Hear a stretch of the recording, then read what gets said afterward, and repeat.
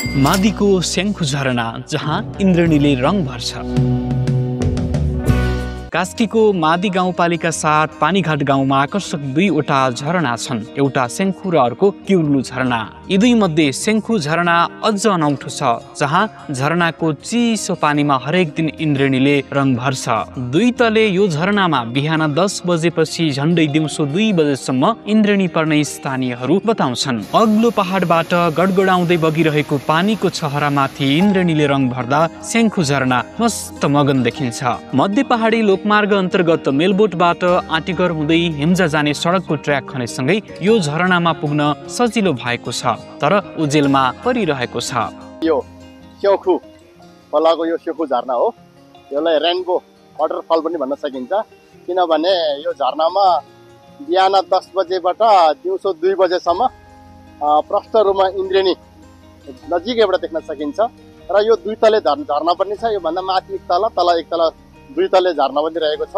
र यसको विशेषता भनेको हिउँदो र बर्खामा पनि यसको पानी खासै घट्दैन र यो पानी पनि एकदम टिडिएस र पिएसको हिसाबले खानेपानीको लागि पनि एकदम उपयुक्त, माछाहरू पाल्नलाई पनि उपयुक्त र पर्यटकीय हिसाबले झरनामा पूर्वाधार विकास गर्यो भने यहाँ टक्क रेलिङहरू हालेर व्यवस्थित गर्यो भने पर्यटकीय आकर्षक स्थल एउटा चाहिँ पर्यटकको नयाँ गन्तव्य बन्न सक्छ।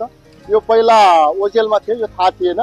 पछि मध्य पहाडी लोकमार्ग यो गाउँ हुँदै अहिले पोखरा बीच घ्यापु मोरिया आँटीघर हुँदै हेम्जा जोड्न गइरहेको छ। यो मध्य पहाडी लोकमार्गको बीचको छेउमै, यो कलबडको छेउमै पर्न गएपछि यसले बिस्तारै तर्फ पर्न थालेको छ र माथि साथमा होमस्टेहरू पनि खोल्न थालिसकेको छ। स्याङ्खु झरनाबाट नजिकै छ किउर्लु झरना। यी दुई झरना बीचको दूरी 500 मिटर पनि छैन। मध्य पहाडी लोकमार्गको सडकबाटै निहाल्न सकिने दुवै झरनाले पूर्वाधारसँगै पर्यटक पर्खिरहेका छन्। पर्यटकीय राजधानी पोखराको काउखोलाबाट 10 किलोमिटर पर स्याङ्खु र किउर्लु झरना छन्। सिक्लेस गाउँ जाने मूल सडकबाट मेलबोट पुगेपछि दायाँ मोडिएर पानीघाट गाउँ हुँदै झरनामा पुग्न सकिन्छ। किउर्लु झरनासम्मको सडक कालोपत्रे भइसकेको छ। त्यहाँबाट स्याङ्खु झरना पुग्ने सडक पनि कालोपत्रे गर्ने तयारीमा छ।